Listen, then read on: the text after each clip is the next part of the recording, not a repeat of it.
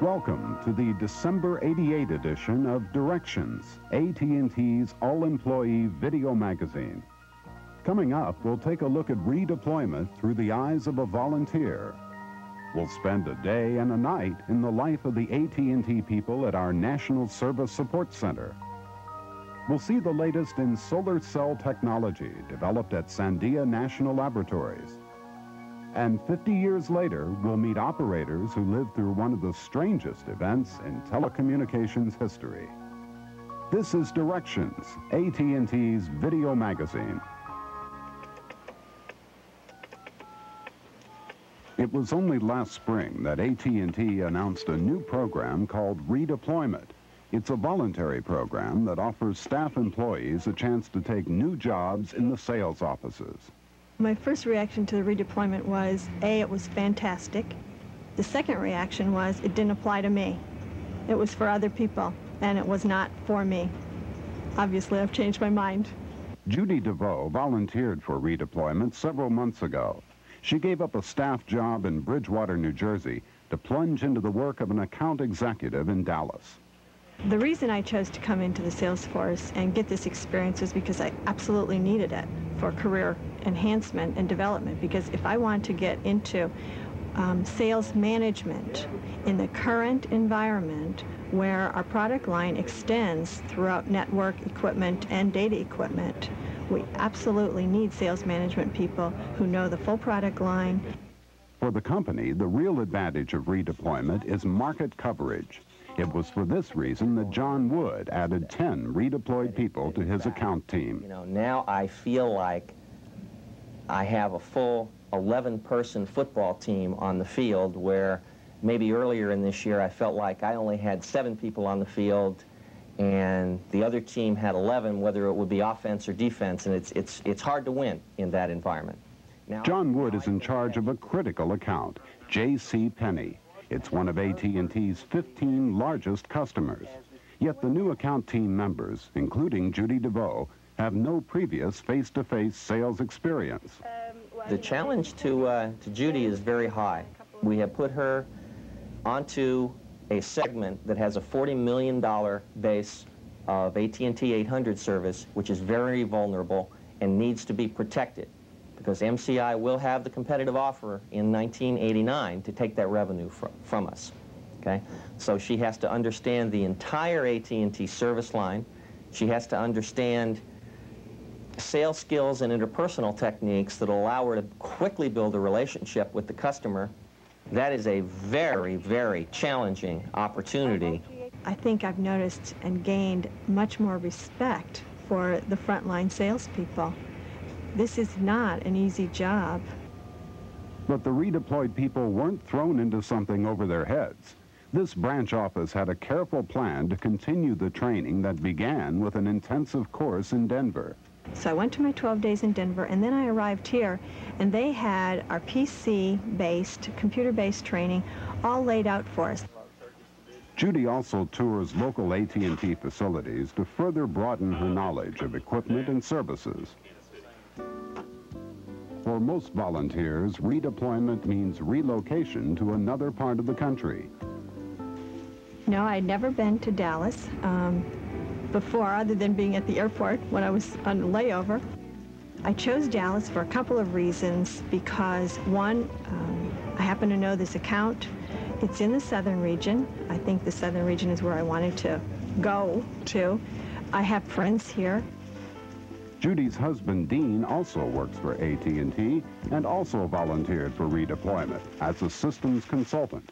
So we're trying to combine 2 careers in one corporate move. It gave us really a situation that we couldn't have matched any other way. This is the OAW instructions, and basically it tells you... Judy gets an overview by joining other AEs at her first account team meeting. One of her principal assignments is to build a stronger relationship with the purchasing department at J.C. Penney headquarters. Any questions? Yeah, I have a question. I understand that purchase off of an approved vendor list. That's right. How do we get data services, or the DSG group, onto that approved list? You're catching on too quick. as with any major company, what you have to do is do a two-pronged strategy. How can we help in making that happen? Is there something that we can do? I think a lot of times some of the subtle things that a customer might say and may turn some wheels in the back of your head. We think, as the national account team, that there are opportunities that have not been adequately addressed before. The next morning, Judy is en route to the Dallas headquarters of J.C. Penney. It's a chance to put her training to use. Her appointment is with Ken Meyer, who heads purchasing. I've met Ken once before, just as an initial introduction, and the primary purpose of the meeting today would be to do a first step data gathering meeting. The key to it is that we've always asked our suppliers to keep us informed. It's a two-way street. We'll keep you informed of projects that are coming up. As well. Purchasing department is one group where we have not penetrated that well, and with the increased number of people, we can start going after those kinds of opportunities. And then we will select the ultimate supplier, whom we will go forward with. With the fax bid, now I understand that AT&T is going to be on that list this time. Okay, are there other items like the fax that would be coming up?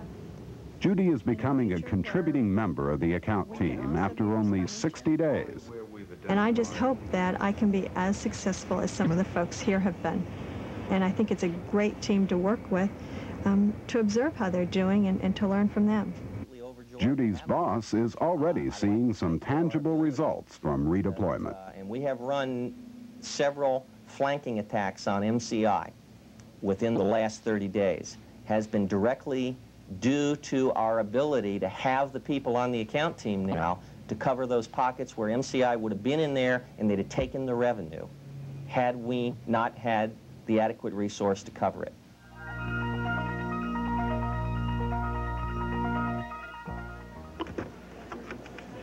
AT&T Computer Service, Jesse Wilson speaking. How can I help you? Imagine you're a customer with a computer that isn't working. Restart it by typing /etc/cron. Where do you turn for help? Who can you talk to?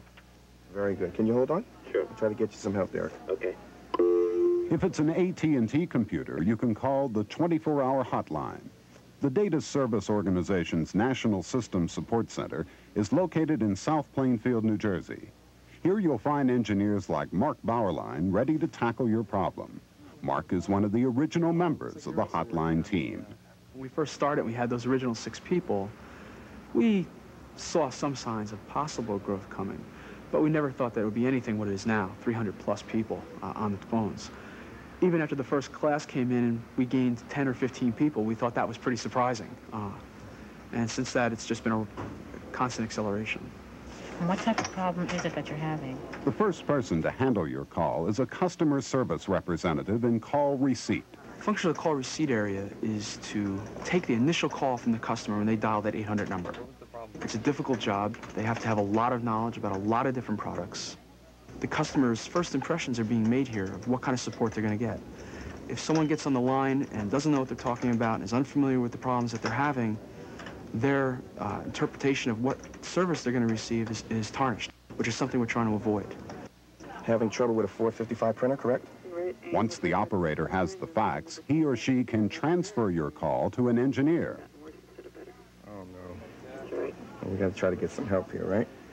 Did you kill the current cron and restart the cron? The hotline receives about 2,200 calls per day. Of these 2,200 calls, we solve approximately 75% right from this center. The purpose of the hotline is to provide remote technical support for computer and computer-related problems.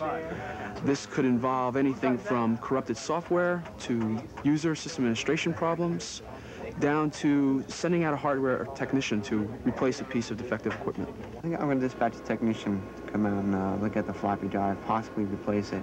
All right, I'm in your system now, and I do have your crash dump up here. AT&T's growth in the computer business is hinged on the success of the NSSC being able to provide that customer with the service that they need on a daily basis.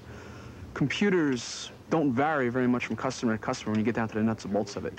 What is the service that you can provide to that customer, keep their business running on a timely basis, and respond to them when they need help? Thank you. Bye. Let's make sure we give him a call later in the week, though, even if he hasn't gotten in touch with us, just to make sure that he's okay.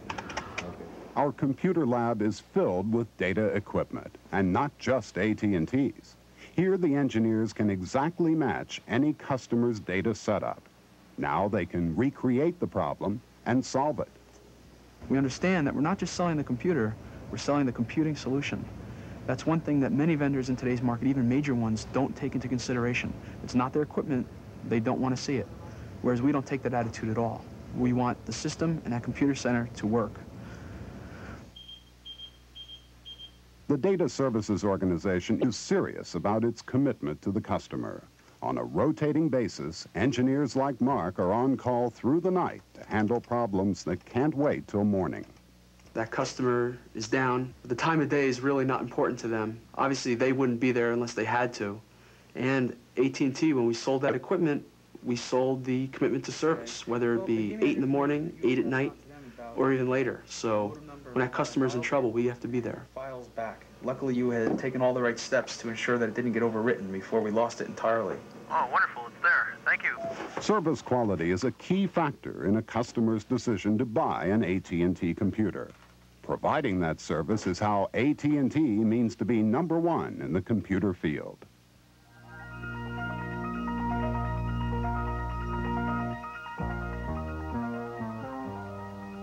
AT&T plays a critical role at Sandia National Laboratories, our nation's largest energy and nuclear weapons research and development facility. Funded by the U.S. Department of Energy, AT&T Technology Systems manages Sandia Laboratories on a no-fee, non-profit basis. Recently, research into solar cell technology has yielded significant progress.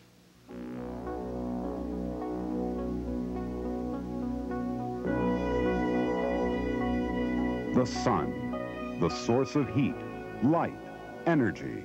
Solar power has long been a quest of scientists and engineers who seek to transform light directly into electricity. Here at Sandia Laboratories' Photovoltaic Advanced Systems Test Facility in Albuquerque, New Mexico, experiments in solar cell technology have increased the efficiency of capturing energy from sunlight. Research scientist James G. has been working for the past 4 years to improve the efficiency of solar cells. He has been testing and measuring different materials to determine which ones produce the most electricity. By combining gallium arsenide and silicon in a mechanically stacked multi-junction cell, G achieved a 31% light-to-electricity conversion rate. The gallium arsenide cell converts the visible portion of the solar spectrum, and the infrared portion is transmitted to the silicon bottom cell. Certainly, it's the most efficient device demonstrated yet to date. It's the first device of over 30% efficiency, and it's about 10% more efficient than any other device yet demonstrated.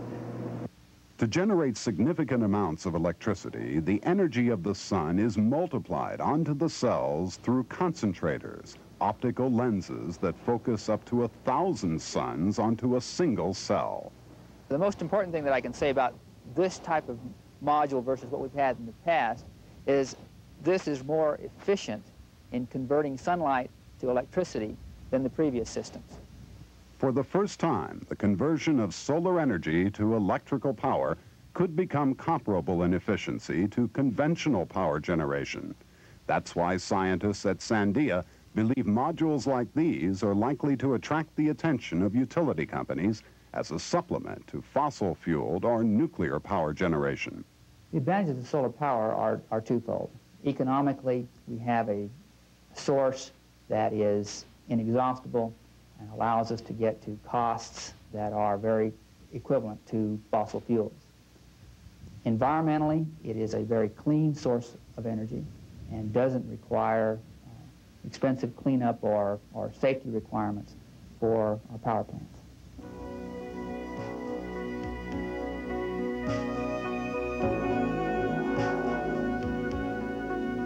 Under AT&T's management, Sandia National Laboratories will continue its research into solar power and other forms of energy that will benefit our country's future energy needs.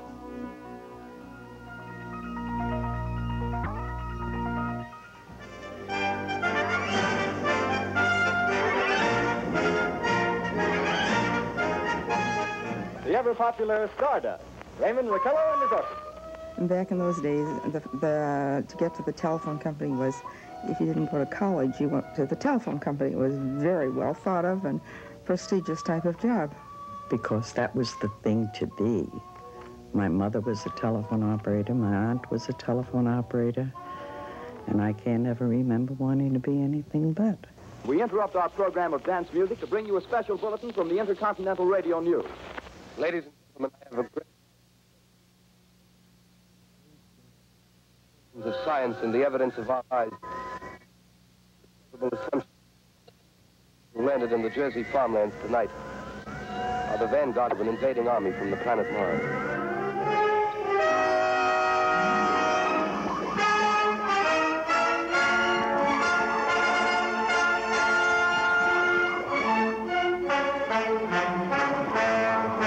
Every light on that board lit.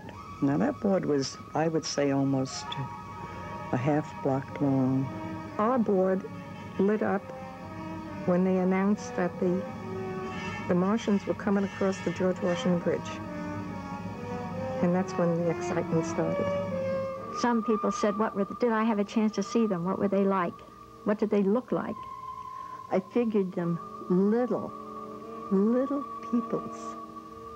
I don't mean foot tall. Little peoples, green in color with a flowing hood. Have you seen any Martians? No. They're going over to New York. Tonight the sky is alive with their lights, just as if people were still living. Because they were crying and screaming and wanting to know if there was a lot of gas, if there was a lot of destruction, were there fires, is there a lot of shooting, are there bodies all around? But people believed it. They really believed it that night. And I think of the ones who were begging us to get connections to their families, to their husbands, to mothers and fathers before the world came to an end, so they could just tell them they loved them. At least 40 people, including 6 state troopers, lie dead in a field east of the village of Grover's Mill. One man told me that people were jumping out of the windows and they were going to kill their families before the Martians could get them. You see, it was not a case of answering a light and connecting them to somebody else. All they wanted was the operator. I was just so concerned that I was going to be able to help all these people. And never a thought of getting out of there because my life was in danger. Because I believe part of it was, with the old telephone company training, you were very dedicated to your job. You stayed there through thick or thin. A bulletin is handed me. Martian cylinders are falling all over the country. And one lady, probably minutes or many minutes after the onset, said they're as far as Chicago now. And I thought, if they're traveling that fast, they're going to be in Missoula before I get off duty. This is Orson Welles, ladies and gentlemen, out of character, to assure you that the War of the Worlds has no further significance than as the holiday offering it was intended to be. Any man that could cause that kind of upheaval in a whole country from coast to coast has got to be great. We were exhausted when it was over with, but I look back now, I wouldn't have missed it for anything.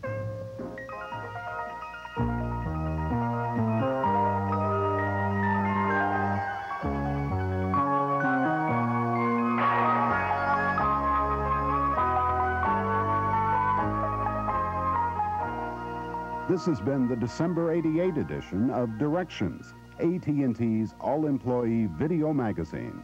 Look for our next edition in January as we take a special look at a day in the life of AT&T. Please take a moment to fill out the feedback form and return it to us. Your input will help us tailor this program more closely to your needs and interests. And be sure to return your copy for recycling as soon as your group has completed viewing. The address is on the cassette label. We'll see you next year with another edition of Directions.